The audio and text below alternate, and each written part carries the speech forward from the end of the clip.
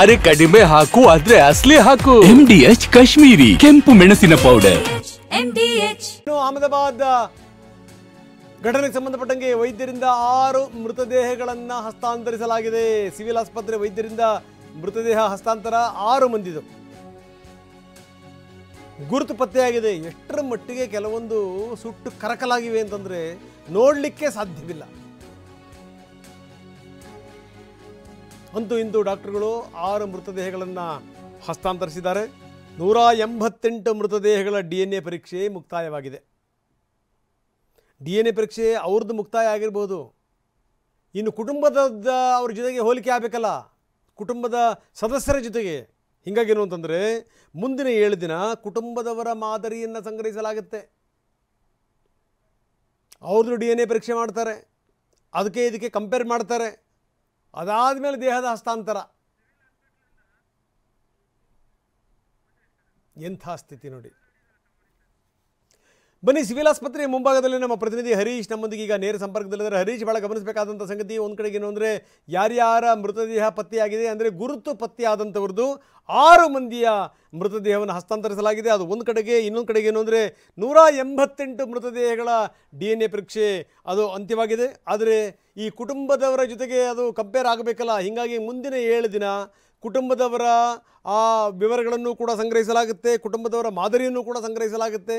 ಆ ಮಾದರಿಯನ್ನು ಸಂಗ್ರಹಿಸಿ ಎರಡೂ ಕೂಡ ಹೌದು ಅನ್ನೋದಾಯಿತು ಅಂತಂದರೆ ಕುಟುಂಬದವರಿಗೆ ಹಸ್ತಾಂತರಿಸಬೇಕು. ಅಂದರೆ ಈ ಪ್ರಕ್ರಿಯೆ ಬಹಳಷ್ಟು ದೊಡ್ಡದಿದೆ. ನೀವು ಆಸ್ಪತ್ರೆಯ ಮುಂಭಾಗದಲ್ಲೇ ಇದ್ದೀರಿ. ಸ್ಥಿತಿಗತಿಗಳು ಯಾವ ರೀತಿ ಇದೆ, ಹೆಚ್ಚಿನ ವಿವರಗಳು ಏನಿವೆ ಹರೀಶ್? ಹೌದು ರಂಗನಾಥ್, ಈಗ ಮುಖ್ಯವಾಗಿ ಸವಾಲಾಗಿರುವಂತಹದ್ದು ಮೃತದೇಹಗಳನ್ನ ಸಂಬಂಧಿಕರಿಗೆ ಹಸ್ತಾಂತರಿಸುವಂತಹದ್ದು. ಯಾಕಂತಂದ್ರೆ ಎಷ್ಟರ ಮಟ್ಟಿಗೆ ಸುಟ್ಟು ಕರಕಲಾಗಿವೆ ಅಂತಂದ್ರೆ ಯಾವ ಪ್ರಯಾಣಿಕರ ಯಾರೋ ಅನ್ನುವಂತಹದನ್ನ ಇದುವರೆಗೂ ಕೂಡ ಗುರುತನ್ನ ಹಚ್ಚಕ್ಕಾಗಿಲ್ಲ. ಈಗ ಏನು ಮೃತದೇಹಗಳು ಸಿಕ್ಕಿ ಆ ಮೃತದೇಹಗಳ DNA ಪತ್ತೆ ಮಾಡಲಾಗಿದೆ. ಅದು ಈಗ ಸಂಬಂಧಿಕರ DNA ಗೆ ಮ್ಯಾಚ್ ಆಗಬೇಕಾಗಿದೆ. ಬೇರೆ ಬೇರೆ ದೂರ ಊರುಗಳಿಂದ ಸಂಬಂಧಿಕರು ಈಗ ಅಹಮದಾಬಾದ್ಗೆ ಬರಬೇಕು. ಮತ್ತೆ ವಿದೇಶಿ ಪ್ರಯಾಣಿಕರು ಕೂಡ ಇದ್ರು, ಅವರ ಸಂಬಂಧಿಕರುಗಳು ಕೂಡ ವಿದೇಶದಿಂದ ಅಹಮದಾಬಾದ್ಗೆ ಬರಬೇಕು. ಅವರ DNA ಮ್ಯಾಚ್ ಆಗಬೇಕು. ಆಗಿದ್ದಾಗ ಮಾತ್ರ ಆ ಮೃತದೇಹಗಳನ್ನ ಹಸ್ತಾಂತರ ಮಾಡಲಾಗುತ್ತೆ. ನಾನೀಗ ಸಿವಿಲ್ ಆಸ್ಪತ್ರೆಯ ಪೋಸ್ಟ್ ಮಾರ್ಟಮ್ ವಿಭಾಗದಲ್ಲಿ ನಾನು ಇರ್ತಕ್ಕಂಥದ್ದು. ಈ ಪೋಸ್ಟ್ ಮಾರ್ಟಮ್ ವಿಭಾಗದಲ್ಲಿ ಎಲ್ಲಾ ಮೃತದೇಹಗಳನ್ನ ಇಲ್ಲಿ ಇರಿಸಲಾಗಿದೆ. ಮತ್ತೆ DNA ಟೆಸ್ಟ್ ಕೂಡ ಇಲ್ಲೇ ನಡೀತಾ ಇರುವಂತಹದ್ದು. ಮೃತಪಟ್ಟವರಂತಹ ಸಂಬಂಧಿಕರುಗಳು ಕೂಡ ಇಲ್ಲೇ ಬಂದಿರುವಂತಹದ್ದು. ಅವರ ಮೃತದೇಹಗಳ DNA ಜೊತೆಗೆ ಏನು ಸಂಬಂಧಿಕರ DNA ಮ್ಯಾಚ್ ಮಾಡುವಂತಹ ಕೆಲಸ ನಡೀತಾ ಇರುವಂತಹದ್ದು. ಇದುವರೆಗೂ ಕೂಡ 6 ಮೃತದೇಹಗಳನ್ನ ಅವರ ಸಂಬಂಧಿಕರಿಗೆ ಹಸ್ತಾಂತರಿಸಲಾಗಿದೆ ಅನ್ನುವಂತಹ ಮಾಹಿತಿ ಸಿಗ್ತಾ ಇದೆ. ಈ 6 ಮೃತದೇಹಗಳು ಗುರುತು ಪತ್ತೆ ಮಾಡುವ ರೀತಿಯಲ್ಲಿ ಇದ್ವು ಅನ್ನುವಂತಹದ್ದು. ಹೆಚ್ಚು ಸುಟ್ಟು ಕರಕಲಾಗಿರಲಿಲ್ಲ.